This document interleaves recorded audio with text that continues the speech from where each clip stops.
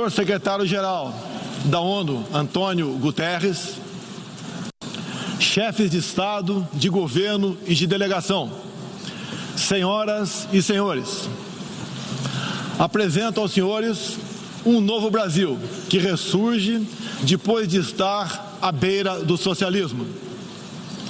Um Brasil que está sendo reconstruído a partir dos anseios e dos ideais de seu povo. No meu governo, o Brasil vem trabalhando para reconquistar a confiança do mundo, diminuindo o desemprego, a violência e o risco para os negócios, por meio da desburocratização, da desregulamentação e, em especial, pelo exemplo. Meu país esteve muito próximo do socialismo, o que nos colocou numa situação de corrupção generalizada, grave recessão econômica, altas taxas de criminalidade e de ataques ininterruptos aos valores familiares e religiosos que formam nossas tradições. Em 2013, um acordo entre o governo petista e a ditadura cubana trouxe ao Brasil 10 mil médicos sem nenhuma comprovação profissional. Foram impedidos de trazer cônjuges e filhos. Tiveram 75% de seus salários confiscados pelo regime e foram impedidos de usufruir de direitos fundamentais como de ir e vir. Um verdadeiro trabalho escravo, acreditem. Respaldado por entidades de direitos humanos do Brasil e da ONU. Antes mesmo de eu assumir o governo, quase 90% deles deixaram o Brasil, por ação unilateral do regime cubano. Os que decidiram ficar se submeterão à qualificação médica para exercer sua profissão. Deste modo, nosso país deixou de contribuir com a ditadura cubana, não mais enviando para Havana 300 milhões de dólares todos os anos. A história nos mostra que já nos anos 60, agentes cubanos foram enviados a diversos países para colaborar com a implementação de ditaduras. Há poucas décadas, tentaram mudar o regime brasileiro e de outros países da América Latina. Foram derrotados. Civis e militares brasileiros foram mortos e outros tantos tiveram suas reputações destruídas, mas vencemos aquela guerra e resguardamos nossa liberdade. Na Venezuela, esses agentes do regime cubano, levados por Hugo Chávez, também chegaram e hoje são aproximadamente 60 mil que controlam e interferem em todas as áreas da sociedade local, principalmente na inteligência e na defesa. A Venezuela, outrora um país pujante e democrático, hoje experimenta a crueldade do socialismo. O socialismo está dando certo na Venezuela. Todos estão pobres e sem liberdade. O Brasil também sente os impactos da ditadura venezuelana. Dos mais de 4 milhões que fugiram do país, uma parte migrou para o Brasil, fugindo da fome e da violência. Temos feito a nossa parte para ajudá-los, através da Operação Acolhida, realizada pelo Exército Brasileiro e elogiada mundialmente. Trabalhamos com outros países, entre eles os Estados Unidos, para que a democracia seja restabelecida na Venezuela, mas também nos empenhamos duramente para que outros países da América do Sul não experimentem esse nefasto regime. O Foro de São Paulo, organização criminosa criada em 90 por Fidel Castro, Lula e Chávez para difundir e implementar o socialismo na América Latina, ainda continua vivo e tem que ser combatido.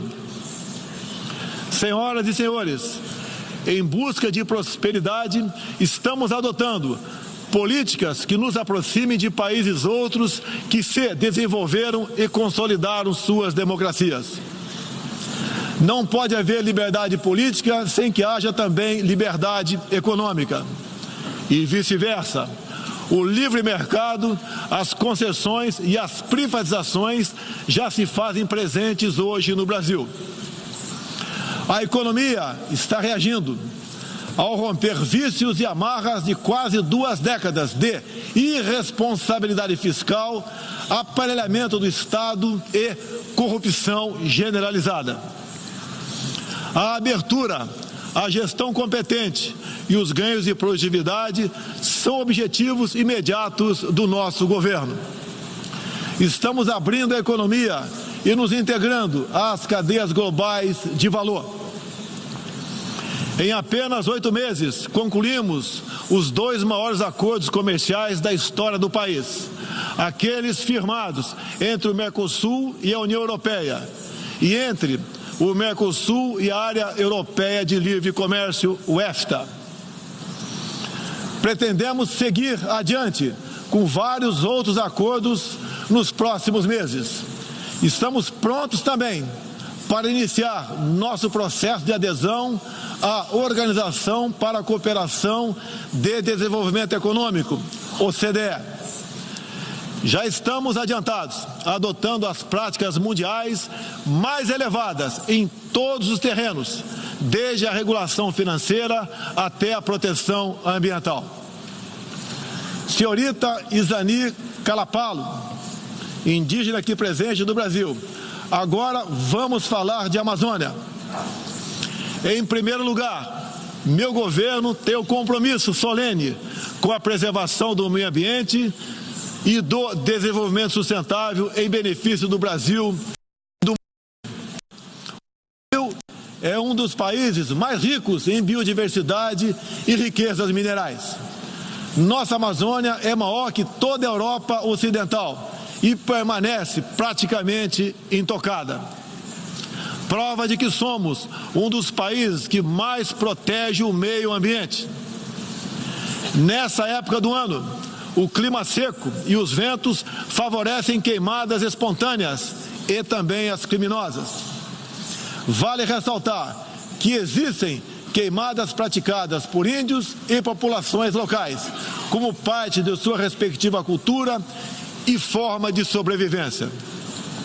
Problemas qualquer país os tem. Contudo, os ataques sensacionalistas que sofremos por grande parte da mídia internacional, devido aos focos de incêndio na Amazônia, despertaram nosso sentimento patriótico. É uma falácia dizer que a Amazônia é patrimônio da humanidade e um equívoco, como atestam os cientistas, afirmar que a Amazônia, a nossa floresta, é o pulmão do mundo. Valendo-se dessas falácias, um ou outro país, em vez de ajudar, embarcou nas mentiras da mídia e se portou de forma desrespeitosa com espírito colonialista. Questionaram aquilo que nos é mais sagrado, a nossa soberania. Um deles, por ocasião do encontro do G7, ousou sugerir aplicar sanções ao Brasil sem sequer nos ouvir. Agradeço àqueles que não aceitaram levar adiante essa absurda proposta. Em especial, o presidente Donald Trump, que bem sintetizou o espírito que deve reinar entre os países da ONU: respeito à liberdade e à soberania de cada um de nós. Hoje, 14% do território brasileiro está demarcado como terra indígena, mas é preciso entender que nossos nativos são seres humanos, exatamente como qualquer um de nós. Eles querem e merecem usufruir dos mesmos direitos de que todos nós. Quero deixar claro, o Brasil não vai aumentar para 20% sua área já demarcada como terra indígena, como alguns chefes de Estado gostariam que acontecesse. Existe no Brasil 225 povos indígenas, além de referências de 70 tribos vivendo em locais isolados. Cada povo ou tribo, com seu cacique, sua cultura, suas tradições, seus costumes e, principalmente, sua forma de ver o mundo. A visão de um líder indígena não representa a de todos os índios brasileiros. Muitas vezes, alguns desses líderes, como o cacique Raoni, são usados como peça de manobra por governos estrangeiros na sua guerra informacional para avançar seus interesses na Amazônia. Infelizmente, algumas pessoas de dentro e de fora do Brasil, apoiadas por ONGs, teimam em tratar e manter nossos índios como verdadeiros homens das cavernas. O Brasil agora tem um presidente que se preocupa com aqueles que lá estavam antes da chegada dos portugueses em 1500. O índio não quer ser latifundiário, pobre em cima de terra rica, especialmente das terras mais ricas do mundo. É o caso das reservas Yanomami e Raposa Serra do Sol. Nessas reservas existe grande abundância de ouro, diamante, urânio, nióbio e terras raras, entre outros. E esses territórios são enormes. A reserva Yanomami sozinha conta com aproximadamente 95 mil quilômetros quadrados, o equivalente ao tamanho de Portugal ou da Hungria, embora apenas 15 mil índios vivam nessa área. Isso demonstra que os que nos atacam não estão preocupados com o ser humano índio, mas sim com as riquezas minerais e a biodiversidade existentes nessas áreas. E para mostrar aos senhores que não existe uma autoridade única entre os índios, eu quero ler uma carta aqui de grande parte das comunidades indígenas endereçadas para os senhores. O grupo de agricultores indígenas do Brasil, formado por diversas etnias e com representantes por todas as unidades da federação, que habitam uma área de mais de 30 milhões de hectares no território brasileiro, vem respeitosamente perante a sociedade brasileira endossar apoio total e restrito à indígena Izani Calapalo, aqui presente, do Parque Indígena do Xingu, Mato Grosso, que a mesma possa, na Assembleia das Nações Unidas, em Nova York, Estados Unidos, externar toda a realidade vivida pelos povos indígenas do Brasil, bem como trazer à tona o atual quadro de mentiras propagado pela mídia nacional e internacional, que insistem em fazer dos povos indígenas do Brasil uma reserva de mercado sem fim, atendendo interesses estrangeiros de países que ainda enxergam no Brasil uma colônia, sem regras e sem soberania. O Brasil possui 14% do seu território nacional regularizado como terras indígenas e muitas comunidades estão sedentas para que o desenvolvimento dessa parte do Brasil finalmente ocorra sem amarras ideológicas ou burocráticas. Isso facilitará o alcance de uma maior qualidade de vida nas áreas do empreendedorismo, saúde e educação. Uma nova política indigenista no Brasil é necessária. O tempo urge. Medidas arrojadas podem e devem ser incentivadas na busca pela autonomia econômica dos indígenas. Certamente que, se um conjunto de decisões vier nesse sentido, poderemos vislumbrar um novo modelo para a questão indígena brasileira. Um novo tempo para as comunidades indígenas é fundamental. A situação de extrema pobreza em que se encontram, sobrevivendo tão somente do Bolsa Família e de cestas básicas, nunca representou dignidade e desenvolvimento. O ambientalismo radical e o indigenismo ultrapassado e fora de sintonia com o que querem os povos indígenas representam o atraso, a marginalização e a completa ausência de cidadania. A realidade ora posta impõe que o mundo, na arena da Assembleia das Nações Unidas, possa conhecer nossos desejos e aspirações na voz da indígena Izani Calapalo. que transmitirá o real quadro do meio ambiente e das comunidades indígenas brasileiras. Portanto, Izani Kalapalo goza de confiança e do prestígio da liderança indígena interessada em desenvolvimento, empoderamento e protagonismo, estando apta para representar as etnias relacionadas anexas, que são 52. Acabou o monopólio do senhor Raoni. A Organização das Nações Unidas teve papel fundamental na superação do colonialismo e não pode aceitar que essa mentalidade regresse a essas salas e corredores sob qualquer pretexto. Não podemos esquecer que o mundo necessita ser alimentado. A França e a Alemanha, por exemplo, usam mais de 50% de seus territórios para a agricultura. Já o Brasil usa apenas 8% de terras para a produção de alimentos. 61% do nosso território é preservado.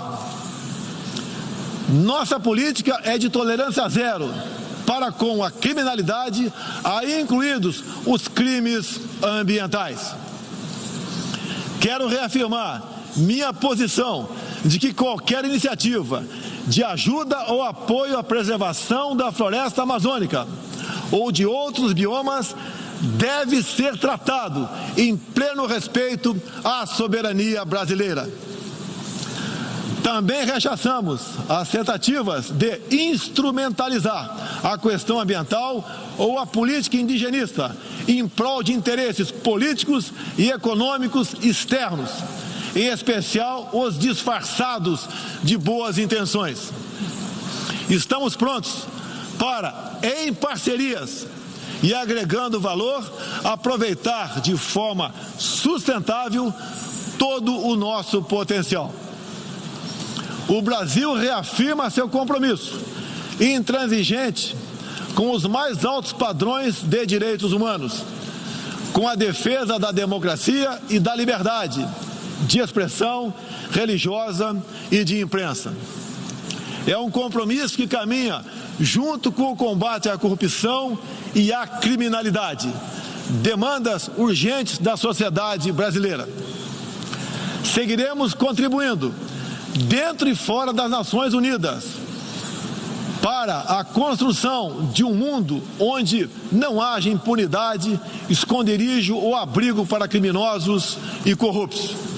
Em meu governo, o terrorista Cesare Battisti fugiu do Brasil, foi preso na Bolívia e extraditado para a Itália. Outros 3 terroristas paraguaios e um chileno que viviam no Brasil como refugiados políticos também foram devolvidos aos seus respectivos países. Terroristas, sob disfarce de perseguidos políticos, não mais encontrarão refúgio no Brasil. Há pouco, presidentes socialistas que me antecederam desviaram centenas de bilhões de dólares, comprando parte da mídia e parte do parlamento. Tudo por um projeto de poder absoluto. Foram julgados e punidos graças ao patriotismo, perseverança e coragem de um juiz que é símbolo no meu país, o doutor Sérgio Moro, nosso atual ministro da Justiça e Segurança Pública. Esses presidentes também transferiram boa parte desses recursos para outros países, com a finalidade de promover e implementar projetos semelhantes em toda a região. Essa fonte de recursos secou. Esses mesmos governantes vinham aqui todos os anos e faziam descompromissados discursos com temas que nunca atenderam aos reais interesses do Brasil, nem contribuíram para a estabilidade mundial. Mesmo assim, eram aplaudidos. Em meu país, tínhamos que fazer algo a respeito dos quase 70 mil homicídios e dos incontáveis crimes violentos que anualmente massacravam a população brasileira. A vida é o mais básico dos direitos humanos. Nossos policiais militares eram o alvo preferencial do crime. Só em 2017, cerca de 400 policiais militares foram cruelmente assassinados. Isso está mudando. Medidas foram tomadas e conseguimos reduzir em mais de 20% o número de homicídios nos 6 primeiros meses do meu governo. As apreensões de cocaína e outras drogas atingiram níveis recorde. Hoje o Brasil está mais seguro e ainda mais hospitaleiro. Acabamos de estender a isenção de vistos para países como Estados Unidos, Japão, Austrália e Canadá. E estamos estudando adotar medidas similares para a China e Índia, entre outros. Com mais segurança e com essas facilidades, queremos que todos possam conhecer o Brasil, em especial a nossa Amazônia, com toda a sua vastidão e beleza natural. Ela não está sendo devastada e nem consumida pelo fogo, como diz mentirosamente a mídia. Cada um de vocês pode comprovar o que estou falando agora. Não deixe de conhecer o Brasil. Ele é muito diferente daquele estampado em muitos jornais e televisões. A perseguição religiosa é um flagelo que devemos combater de forma incansável. Nos últimos anos, testemunhamos em diferentes regiões ataques covardes que vitimaram fiéis congregados em igrejas, sinagogas e mesquitas. O Brasil condena energicamente todos esses atos e está pronto a colaborar com outros países para a proteção daqueles que se veem oprimidos por causa de sua fé. Preocupam o povo brasileiro, em particular, a crescente perseguição, a discriminação e a violência contra missionários e minorias religiosas em diferentes regiões do mundo. Por isso, apoiamos a criação do Dia Internacional em memória das vítimas de atos de violência baseados em religião ou crença. Nessa data, recordaremos anualmente aqueles que sofrem as consequências nefastas da perseguição religiosa. É inadmissível que, em pleno século XXI, com tantos instrumentos, tratados e organismos com a finalidade de resguardar direitos de todo tipo e de toda sorte, ainda haja milhões de cristãos e pessoas de outras religiões que perdem sua vida ou sua liberdade em razão de sua fé. A devoção do Brasil à causa da paz se comprova pelo sólido histórico de contribuições para as missões da ONU. Há 70 anos, o Brasil tem dado contribuição efetiva para as operações de manutenção da paz das Nações Unidas. Apoiamos todos os esforços para que essas missões se tornem mais efetivas e tragam benefícios reais e concretos para os países que as recebem. Nas circunstâncias mais variadas, no Haiti, no Líbano, na República Democrática do Congo, os contingentes brasileiros são reconhecidos pela qualidade de seu trabalho e pelo respeito à população, aos direitos humanos e aos princípios que norteiam as operações de manutenção de paz. Reafirmo nossa disposição de manter contribuição concreta às missões da ONU, inclusive no que diz respeito ao treinamento e à capacitação de tropas, área em que temos reconhecida experiência.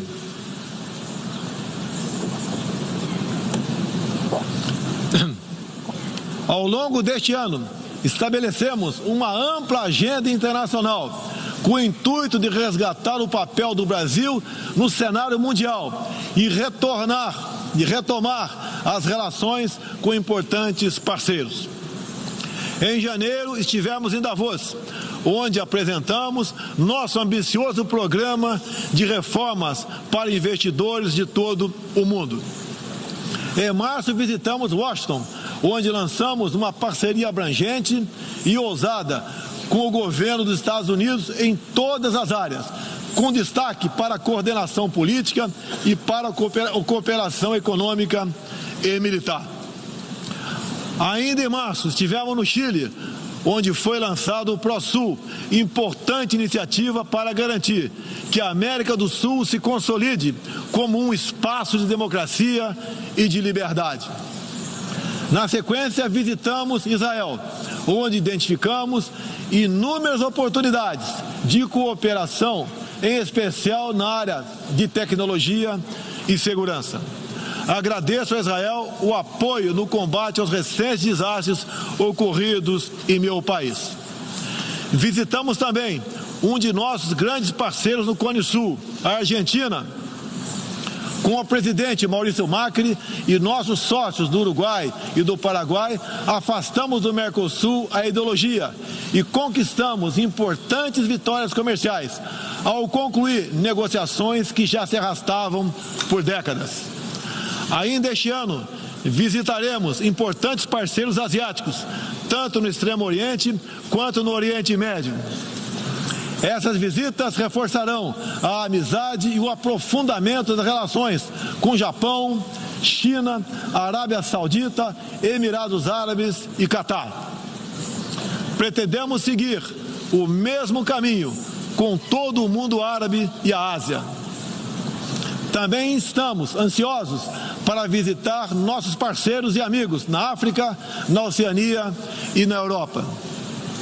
Como os senhores podem ver, o Brasil é um país aberto ao mundo em busca de parcerias com todos os que tenham interesse de trabalhar pela prosperidade, pela paz e pela liberdade. Senhoras e senhores, o Brasil que represento é um país que está se reerguendo, revigorando parcerias e reconquistando sua confiança política e econômica. Estamos preparados para assumir as responsabilidades que nos cabem no sistema internacional. Durante as últimas décadas, nos deixamos seduzir, sem perceber, por sistemas ideológicos de pensamento que não buscavam a verdade, mas o poder absoluto. A ideologia se instalou no terreno da cultura, da educação e da mídia, dominando meios de comunicação, universidades e escolas. A ideologia invadiu nossos lares para investir contra a célula máter de qualquer sociedade saudável, a família. Tento ainda destruir a inocência de nossas crianças, pervertendo até mesmo a identidade mais básica e elementar, a biológica. O politicamente correto passou a dominar o debate público para expulsar a racionalidade e substituí-la pela manipulação, pela repetição de clichês e pelas palavras de ordem. A ideologia invadiu a própria alma humana para dela expulsar Deus e a dignidade com que Ele nos revestiu. E, com esses métodos, essa ideologia sempre deixou um rastro de morte, ignorância e miséria por onde passou. Sou prova viva disso. Fui covardemente esfaqueado por um militante de esquerda e só sobrevivi por um milagre de Deus. Mais uma vez, agradeço a Deus pela minha vida.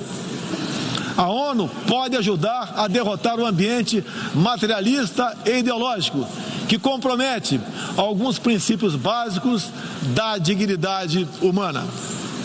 Essa organização foi criada para promover a paz entre nações soberanas e o progresso social com liberdade, conforme o preâmbulo de sua carta. Nas questões do clima, da democracia, dos direitos humanos, da igualdade de direitos e deveres entre homens e mulheres, e em tantas outras, Tudo o que precisamos é isso: contemplar a verdade seguindo João 8,32. E conhecereis a verdade, e a verdade vos libertará. Todos os nossos instrumentos, nacionais e internacionais, devem estar direcionados, em última instância, para esse objetivo. Não estamos aqui para apagar nacionalidades e soberanias, em nome de um interesse global abstrato.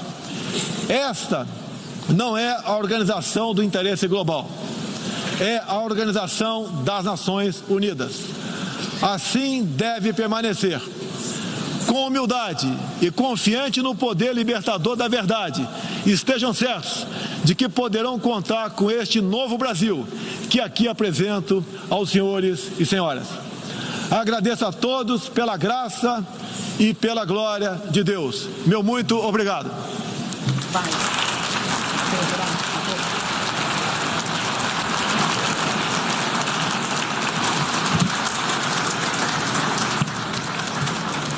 Bom, tá aí, nós acompanhamos ao vivo de Nova York, nos Estados Unidos, o discurso do presidente Jair Bolsonaro na Assembleia Geral das Nações Unidas. Como é tradição, desde a década de 1940, o Brasil é o primeiro país a se pronunciar nos debates gerais da Assembleia Geral da ONU. O evento reúne líderes de 193 países que fazem parte das Nações Unidas.